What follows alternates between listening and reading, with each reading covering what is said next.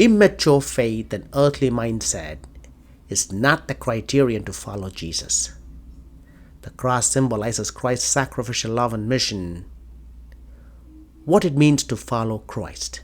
There are two key attitudes: self-denial and embrace one's own cross.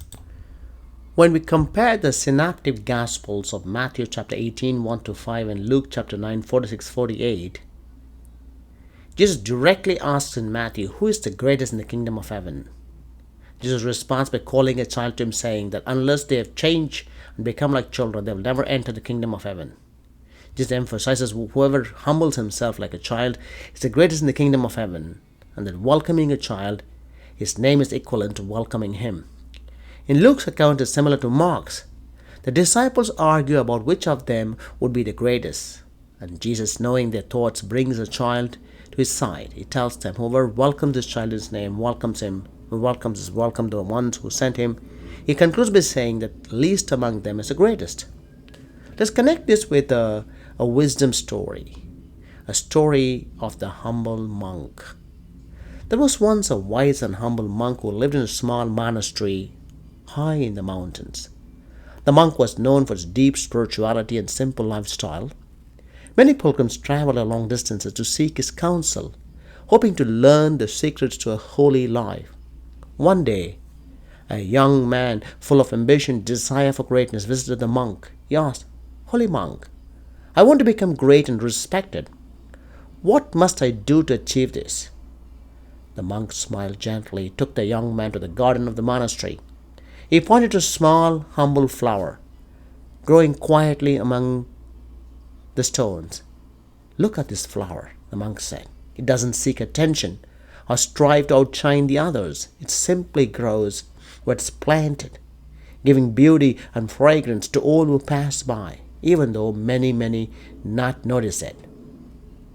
The young man looked puzzled. "But how can I become great by being like this flower?" the monk replied.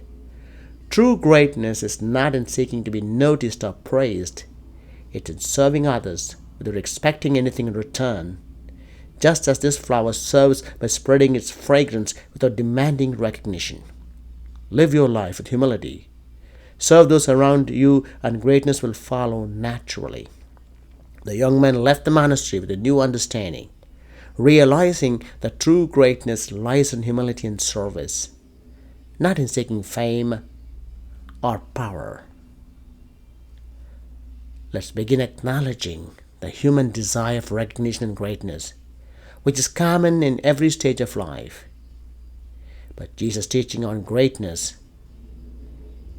by placing a child in the center and telling his disciples, whoever wants to be first must be servant of all. What we need is the humility.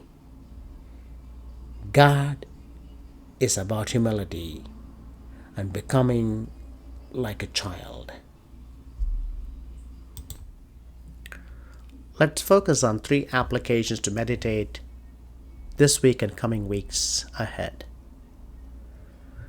Jesus' radical redefinition of greatness. Jesus' response to the disciples' argument is not to condemn their ambition, but to redirect. He redefines greatness as a life lived in humility and service to others. Are we seeking greatness in ways that align with the world's standard or with Christ's teachings?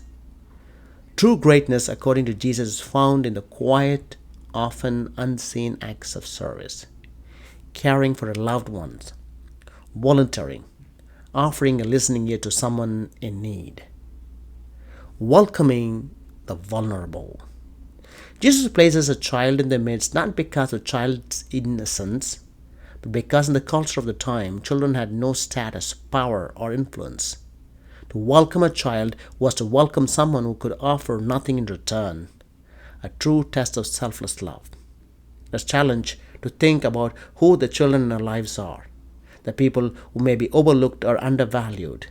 This could be someone in the family or a neighbor or a member of the community. How can we extend the love, welcome of these individuals, recognizing Christ in them? Discipleship and service. Jesus embodies the ultimate act of humility and service to his passion and death. He calls his disciples and us to follow this path, not taking glory for ourselves, but laying down our lives for others. Let's live out this call in our everyday living, whether we are in position of leadership or simply going about the daily task. May we embody Christ's humility by putting others first in our lives. This could mean being patient with difficult workers, forgiving someone who has wronged us, and offering our time and talents to those in need. According to Marinella, helping other people can be a cure, not just for those who are in need, but for your soul as well. In your prayer, reflect and ask, who are the vulnerable you encounter in a day-to-day life, and how you can reach out to them by enriching your soul.